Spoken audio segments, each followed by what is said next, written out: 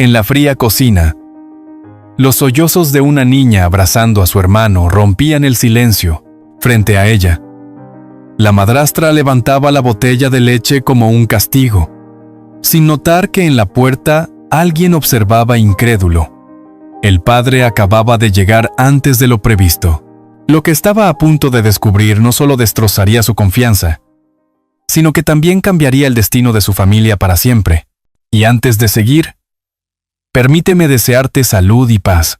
Dime, ¿desde qué país y a qué hora estás viendo? Dentro de la oficina acristalada en el Paseo de la Castellana, Alejandro Ramírez firmaba documentos como si fueran simples papeles sin valor. Su traje azul oscuro estaba perfectamente planchado. El reloj suizo brillaba en su muñeca, y el eco lejano del tráfico de Madrid parecía no rozarle el ánimo. Era un hombre que lo había conseguido todo. Edificios a su nombre, inversiones en varios países, reconocimiento en revistas de negocios.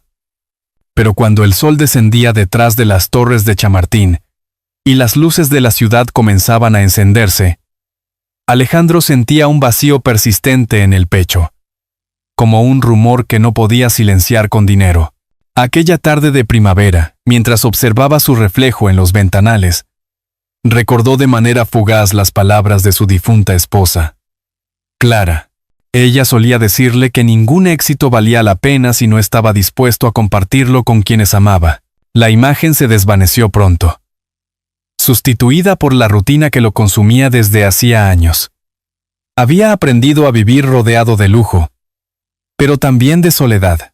Al bajar al vestíbulo del edificio, saludó con un gesto rápido al portero y se dirigió hacia el aparcamiento. Su coche negro, impecable, le esperaba. En el trayecto por la Castellana hacia su ático, sus pensamientos vagaban entre balances financieros y próximos proyectos inmobiliarios en Sevilla. Sin embargo, en un rincón de su mente, latía una incomodidad que no quería nombrar. Era como si Madrid, con su bullicio de terrazas repletas y familias cenando juntas, le recordara lo que había perdido. Al llegar a casa, un ático amplio cerca de la Plaza de España, el silencio lo recibió con la familiaridad de un viejo enemigo. El mármol frío, las lámparas modernas y las paredes decoradas con arte contemporáneo daban la sensación de un museo más que de un hogar. Alejandro dejó las llaves sobre la mesa de cristal y se sirvió una copa de vino tinto de Rioja. Se asomó al balcón. Las calles estaban llenas de gente disfrutando de las primeras fiestas de San Isidro, con música y risas que ascendían hasta la altura de su terraza. Él, en cambio, se mantenía apartado, como si aquel Madrid alegre perteneciera a otro mundo. Mientras cenaba en soledad una ensalada preparada por la asistenta, su mente divagaba hacia la niñez que nunca vivió como padre. Había tenido una hija con Clara, pero la vida los separó demasiado pronto. Después de la tragedia, Alejandro eligió refugiarse en el trabajo, ocultando la herida bajo capas de éxito. Ni las cenas de negocios ni los viajes internacionales habían podido cubrir ese hueco. Más tarde, encendió la chimenea eléctrica para acompañar la quietud de la noche. Se acomodó en un sillón de cuero, con un libro abierto, que apenas leía. Su rostro endurecido por los años de negocio se suavizó un instante cuando escuchó, desde la calle, el eco de una guitarra española y unas palmas improvisadas. Le recordó a su juventud en Toledo, a las noches en que soñaba con otra vida, sencilla y llena de voces familiares alrededor de una mesa. Suspiró, negando con la cabeza, como si no quisiera permitirse esa debilidad. Cerca de la medianoche, apagó las luces y caminó hacia su habitación. El dormitorio era tan pulcro como el resto de la casa. Sábanas blancas impecables, muebles minimalistas, ninguna fotografía personal en las mesillas. Solo un reloj digital marcando el paso del tiempo. Alejandro se tumbó y, antes de cerrar los ojos, pensó que quizá la vida le estaba guardando una deuda pendiente, algo que todavía no comprendía. Lo que no sabía era que aquella sensación de vacío no era un capricho pasajero ni un simple recuerdo de Clara. Era un preludio, un eco de lo que estaba por llegar, de un encuentro que cambiaría para siempre el sentido de su existencia. Esa misma noche, mientras la ciudad dormía, un par de ojos infantiles lo buscaban en silencio, preparándose para irrumpir en su mundo de mármol y cristal, y ese golpe inesperado en su rutina estaba a punto de derrumbar todas las certezas de Alejandro. La mañana siguiente amaneció clara sobre Madrid. El sol iluminaba los balcones de la Gran Vía y el bullicio de la ciudad contrastaba con la calma gélida del ático de Alejandro. Se levantó temprano, revisó la agenda en la tableta y se vistió con un traje gris impecable. Todo parecía en orden, aunque sentía que aquel día sería distinto. Al salir al portal se detuvo un instante. Un grupo de niños jugaba al fútbol improvisado en la esquina, riendo a carcajadas. Alejandro los miró con cierta nostalgia. Nunca había compartido esos momentos con su propia hija. Con un suspiro, se dirigió al coche que lo esperaba. Su destino no era la oficina, sino un café discreto en Lavapiés, donde debía reunirse con un inversor extranjero. El local, con azulejos antiguos y mesas de madera gastada, olía a café recién molido y a churros. Alejandro entró con paso seguro, saludó al camarero y se sentó junto a la ventana. Pidió un café solo y abrió el periódico. Apenas había leído unas líneas cuando notó un murmullo. Una niña de unos 9 años lo observaba desde la puerta. Vestía un traje gastado y sostenía un cuaderno de dibujos. Se acercó despacio, con miedo y decisión mezclados. «Señor Ramírez, ¿puedo hablar con usted un momento?», preguntó con voz temblorosa. Alejandro arqueó las cejas, incómodo. «Lo siento, pequeña. Te equivocas de persona». La niña negó con firmeza y abrió el cuaderno. Entre dibujos apareció una foto gastada. Una mujer joven sostenía a una niña en brazos. Alejandro se quedó sin aire. Reconoció a Clara, su difunta esposa. «Mi mamá me dijo que usted era mi papá», susurró. «Se llama Lucía. Yo soy Lucía». El corazón de Alejandro se estremeció. Observó a la niña. El cabello oscuro, la mirada intensa, un gesto idéntico al de Clara. «No puede ser», murmuró, llevándose la mano a la frente. «Esto debe de ser un error». El camarero pasó cerca y Alejandro pidió un vaso de agua. Necesitaba tiempo, pero la niña no retrocedió. «No estoy equivocada», insistió. «Mi hermano Diego también es hijo suyo. Está afuera, pero tiene miedo».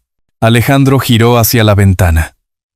Un niño de 6 años esperaba en la acera, mochila al hombro. Al cruzar miradas bajó la vista, nervioso, como si la vergüenza lo protegiera. El mundo ordenado de Alejandro, construido entre contratos y viajes, se tambaleó. Sintió que el café se le atascaba en la garganta. No sabía si levantarse, huir o abrazar a aquella niña que lo reclamaba como padre. La reunión quedó olvidada. Sacó un billete, lo dejó sobre la mesa y, con voz temblorosa, dijo: «Está bien. Salgamos afuera». Lucía lo tomó de la mano con naturalidad, como si siempre hubiese estado esperando ese momento. En la calle, frente al bullicio de Lavapiés, Alejandro se encontró cara a cara con el niño. «Papá», susurró Diego, con un hilo de voz. El tiempo pareció detenerse. Alejandro sintió un recuerdo punzante de Clara abrazando a un bebé. No sabía qué secretos se escondían detrás. Pero lo que estaba viviendo no era un error. Las campanas de la iglesia cercana marcaron el mediodía. Y mientras la ciudad seguía su rutina, Alejandro comprendió que la suya acababa de romperse en 1000 pedazos. Alejandro caminaba sin rumbo fijo por las calles de Lavapiés, con los 2 niños a su lado. La ciudad bullía con normalidad. Vendedores de flores en las esquinas, turistas consultando mapas, olor a especias que salía de los bares. Para él, sin embargo, todo estaba teñido por la confusión. Lucía no soltaba su mano, aferrada como si temiera que desapareciera de un momento a otro. Mientras Diego avanzaba unos pasos por detrás, tímido y silencioso, decidió llevarlos a una cafetería más tranquila, cerca de la Plaza Mayor, donde solía reunirse con viejos conocidos. Allí pidió 3 vasos de agua y unas porras con chocolate caliente, intentando ganar tiempo para ordenar las ideas. Los niños se miraban entre sí, con ese lenguaje secreto que tienen los hermanos cuando comparten un miedo común. «Quiero que me contéis la verdad», dijo Alejandro, con voz firme pero serena. «¿Cómo llegasteis hasta mí?» Lucía abrió su cuaderno de dibujos y mostró otra fotografía.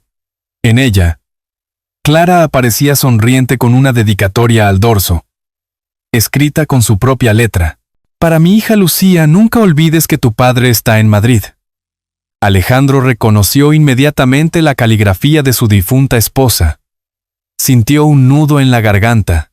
«Mamá nos habló de usted antes de morir», explicó Lucía, tragando saliva.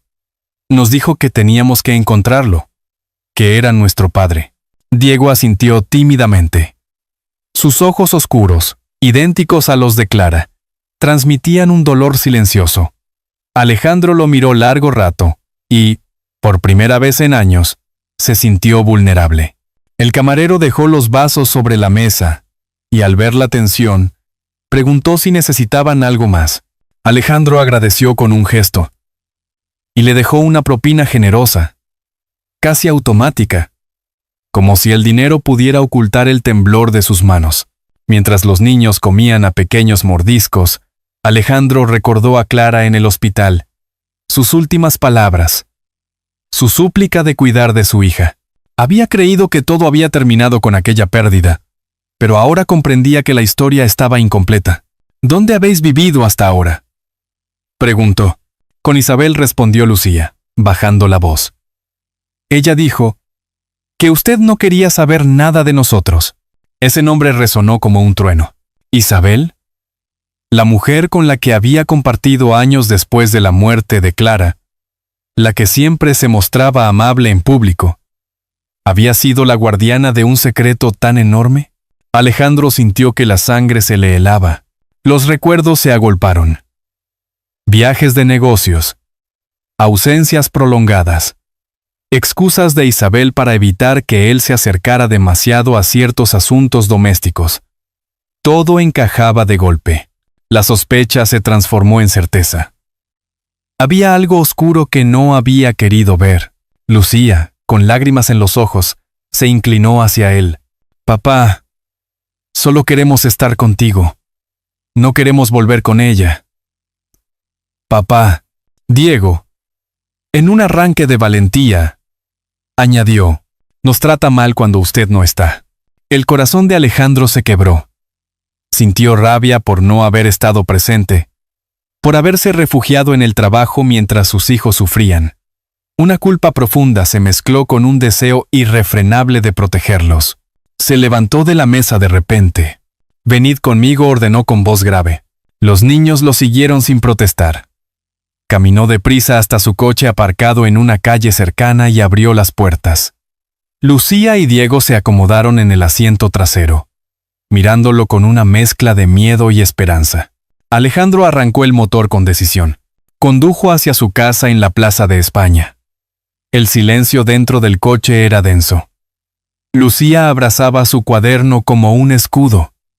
Diego miraba por la ventana con ojos grandes y brillantes. Alejandro se sentía atrapado entre dos mundos, el de la comodidad y el éxito al que estaba acostumbrado, y el de la responsabilidad que ahora llamaba a su puerta con la fuerza de la sangre y del amor perdido. Al llegar al edificio, el portero lo saludó sorprendido al verlo acompañado de 2 niños. Alejandro no explicó nada. Subió con ellos en el ascensor hasta el ático. Al abrir la puerta, el mármol frío y las paredes desnudas parecieron más desoladoras que nunca. Los niños entraron despacio mirando todo con asombro. «Es tan grande», susurró Diego. Alejandro observó cómo sus pequeñas figuras parecían perdidas en aquel espacio vacío. Por primera vez, aquel lujoso ático le pareció un lugar inhóspito, incapaz de ofrecer calor humano. Entonces, un sonido seco interrumpió el momento. el golpe de unos tacones acercándose por el pasillo. Isabel apareció en la sala, impecable en un vestido rojo, con una sonrisa congelada que no alcanzaba sus ojos. «Alejandro, qué sorpresa», dijo con voz dulce. «No esperaba verte a esta hora». Lucía se escondió detrás de su padre, y Diego bajó la cabeza con miedo evidente. Alejandro lo vio y comprendió que estaba frente a la verdad que tanto había evitado. El aire se tensó en el salón. Isabel dio un paso más, pero Alejandro levantó la mano con firmeza, protegiendo a los niños detrás de él. En ese instante supo que ya no había vuelta atrás. Su vida estaba a punto de cambiar radicalmente. Isabel se quedó inmóvil en medio del salón, con la sonrisa petrificada. La tensión podía palparse en el aire, como si las paredes mismas contuvieran la respiración. Alejandro no apartaba la vista de ella. Detrás de su espalda, Lucía y Diego se aferraban al dobladillo de su chaqueta. «¿Qué hacen aquí estos niños?», preguntó Isabel con voz afilada, perdiendo toda apariencia de dulzura. Alejandro respiró hondo. «Son mis hijos», respondió con una firmeza que sorprendió hasta a él mismo. «¿Por qué me lo ocultaste todo este tiempo?». El rostro de Isabel se contrajo. Dio un par de pasos, intentando recuperar el control de la situación. «Estás confundido, Alejandro. Esa niña miente. Solo quiere aprovecharse de ti». Lucía se adelantó temblorosa, sosteniendo la fotografía con la dedicatoria de su madre. «No miento». «Usted lo sabe», dijo con voz quebrada, pero cargada de verdad. Isabel se la arrebató de las manos y la arrugó sin miramientos. Diego se encogió, escondiéndose tras su hermana. El gesto desató en Alejandro una furia contenida. «Basta, Isabel», gritó, alzando la voz por primera vez. «He visto suficiente». Ella trató de replicar, pero Alejandro ya había marcado un número en su teléfono. Ordenó a su abogado presentarse esa misma tarde. Isabel palideció. Comprendió que la máscara se le caía y que su mundo de apariencias estaba a punto de derrumbarse. Los niños fueron conducidos por Alejandro a una de las habitaciones. Allí, entre juguetes olvidados de su hija fallecida, encontraron consuelo momentáneo. Diego acariciaba un osito de peluche, mientras Lucía observaba la ciudad desde el ventanal. «¿De verdad podremos quedarnos aquí?», preguntó ella con un hilo de voz. Alejandro tragó saliva y asintió. «Haré todo lo posible para que estéis seguros». Aquella noche apenas durmió. Caminó por el ático en silencio, recordando cada detalle de su vida con Clara, cada ausencia, cada decisión equivocada. Se sintió desgarrado entre la culpa y el deseo de reparar el daño. Cuando amaneció, ya había tomado una decisión. Acudiría a los tribunales para reclamar la custodia. Los días siguientes fueron un torbellino de trámites. Alejandro contrató al mejor bufete de Madrid, reunió pruebas, habló con conocidos que habían visto a Isabel con los niños. La verdad emergía poco a poco. Pero Isabel no se quedaba de brazos cruzados. Contrató también a sus propios abogados, dispuesta a defender su reputación. En medio de todo aquel proceso, Alejandro intentaba acercarse a Lucía y Diego. Los llevaba a desayunar chocolate con churros en San Ginés, los recogía de la escuela provisional donde habían sido inscritos y paseaban juntos por el Retiro. Cada gesto sencillo, un helado compartido. Una risa inesperada. Una mano pequeña buscando la suya le recordaba cuánto había perdido y cuánto deseaba recuperar. Sin embargo, los niños aún arrastraban heridas invisibles. Una tarde, mientras caminaban por la calle Mayor, Diego se detuvo de golpe y susurró: «No quiero que ella vuelva a gritarnos». Alejandro se arrodilló frente a él, conmovido. «Nunca más lo permitirá», dijo con voz firme. «Os lo prometo». El proceso judicial se acercaba. El día de la vista, la tensión era insoportable. El Palacio de Justicia de Madrid se erguía solemne, y la sala estaba llena de murmullos. Isabel entró impecable, con un vestido sobrio y la mirada altiva. Alejandro, en cambio, llevaba a sus hijos de la mano. El juez, la jueza Carmen Álvarez, una mujer de porte sereno, abrió la sesión. Señor Ramírez, señora Ortega, hoy escucharemos la verdad. Lucía apretó la mano de su padre. Diego respiraba entrecortado. Alejandro supo que aquel sería el momento decisivo, el instante en que su vida de empresario distante quedaría atrás para siempre. El abogado de Isabel intentó pintar una imagen de Alejandro como un hombre ausente, incapaz de hacerse cargo de unos niños. Pero entonces, doña Rosa, la antigua empleada del hogar, apareció en la sala. Con voz firme, declaró haber sido testigo de los malos tratos de Isabel hacia los pequeños. El ambiente se tensó. Isabel se removió en su asiento, incapaz de ocultar el nerviosismo. Alejandro miró a sus hijos y supo que la verdad comenzaba a salir a la luz. El juez anunció un receso. Afuera, en el pasillo frío y lleno de ecos, Lucía se abrazó a su padre. «Tengo miedo», susurró. Alejandro la estrechó contra su pecho. «Ya no está sola». Cuando regresaron a la sala, la jueza anunció que escucharía directamente a los niños. Alejandro sintió un escalofrío.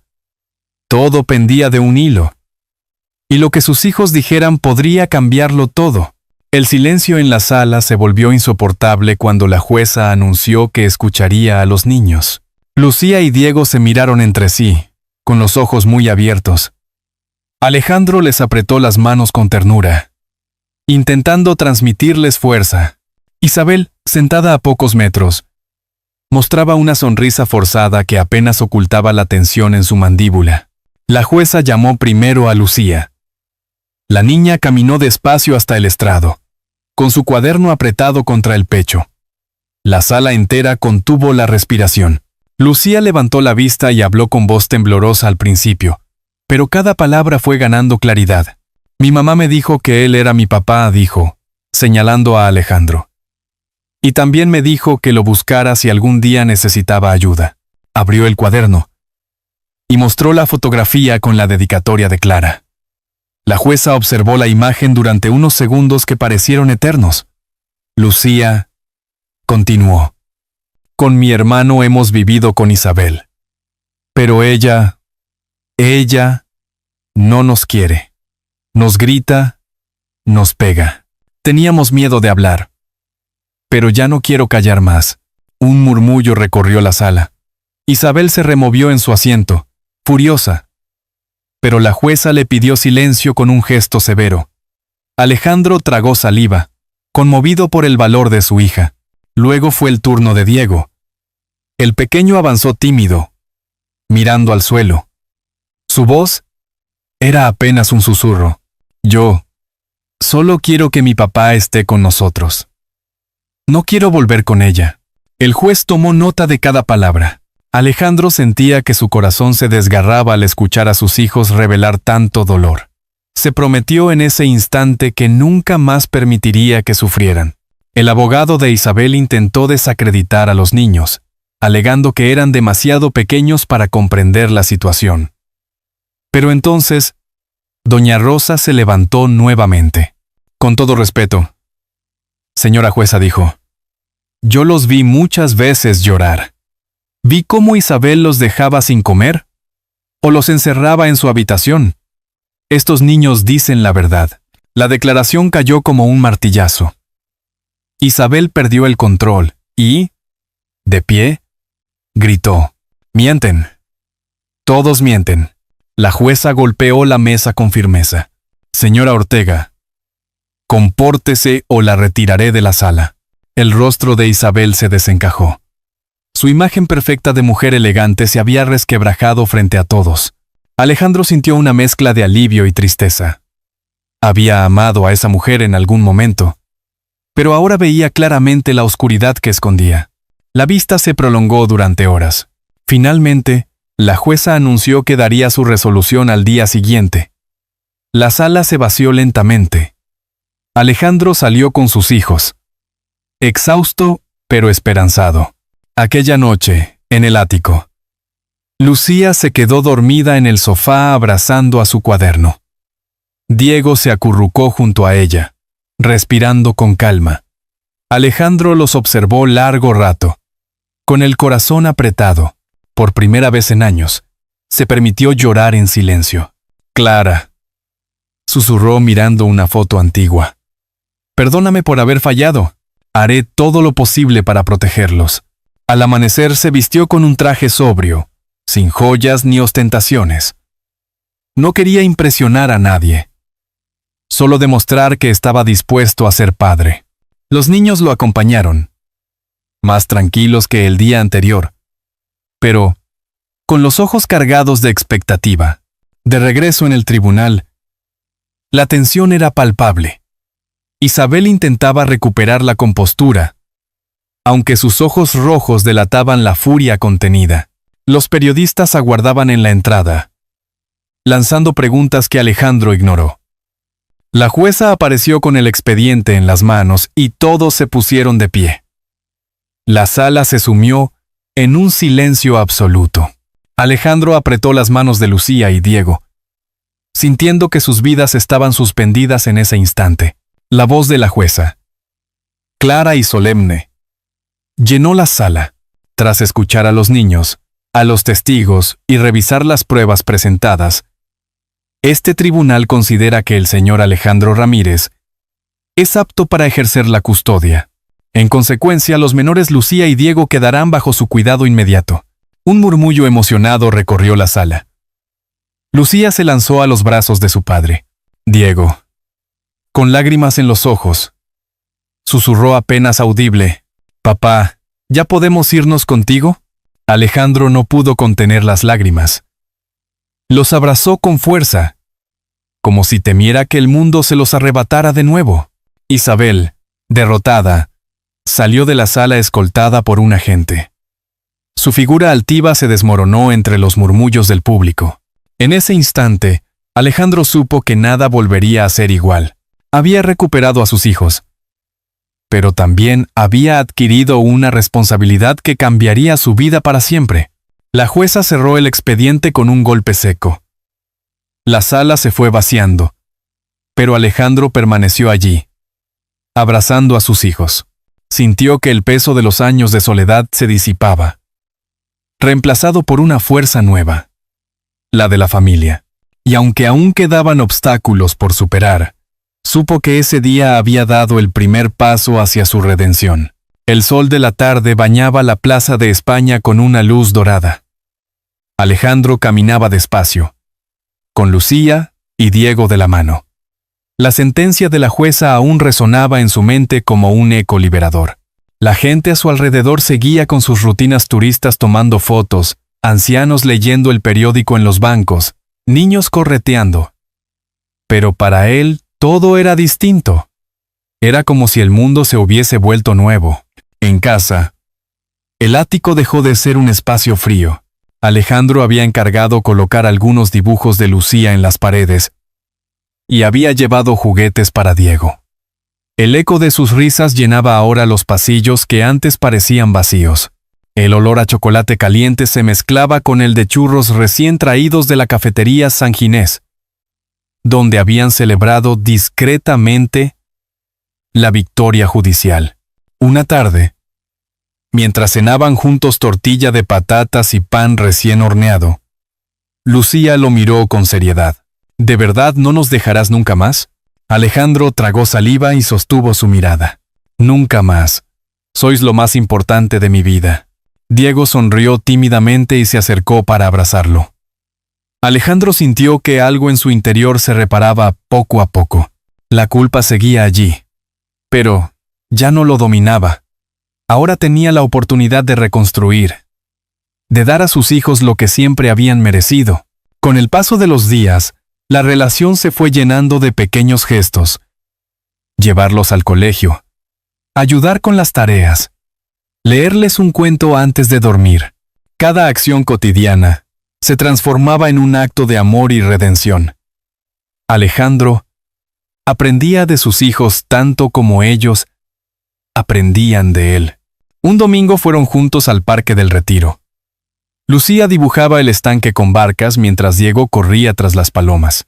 Alejandro los observaba, con una calma que nunca había experimentado en sus años de empresario. En ese instante comprendió que la verdadera riqueza no estaba en los contratos ni en los edificios, sino en la risa de aquellos dos niños. Al caer la tarde, mientras regresaban a casa, Lucía le susurró al oído: «Mamá estaría feliz de vernos juntos». Alejandro cerró los ojos un momento, conmovido. «Sí, cum. Lo sé, hija. Y desde donde esté, seguro que nos sonríe. La vida no sería sencilla. Habría recuerdos dolorosos, trámites legales, noches de dudas. Pero también habría abrazos inesperados, cenas compartidas y mañanas de colegio. Y en medio de todo, la certeza de que la familia, aunque rota durante años, había vuelto a reunirse.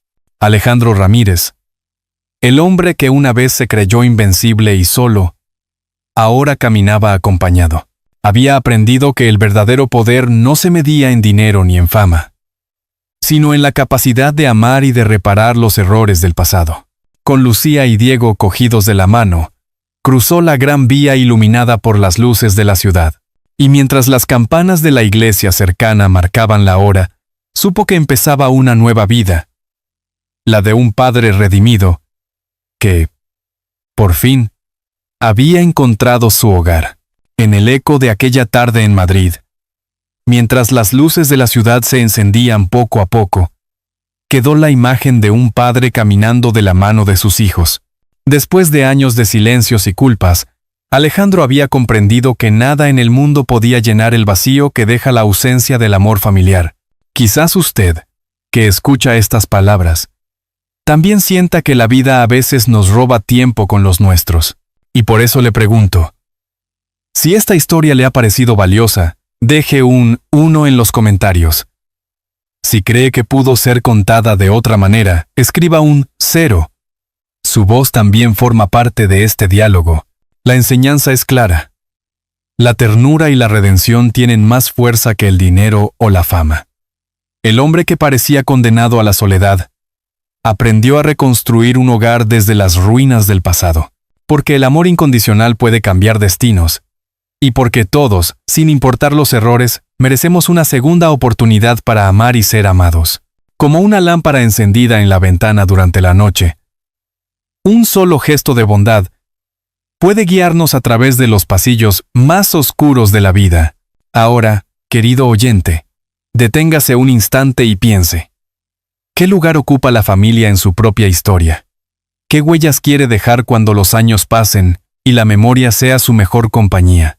El verdadero tesoro no está en las cuentas bancarias, ni en los contratos, ni en los títulos colgados en la pared.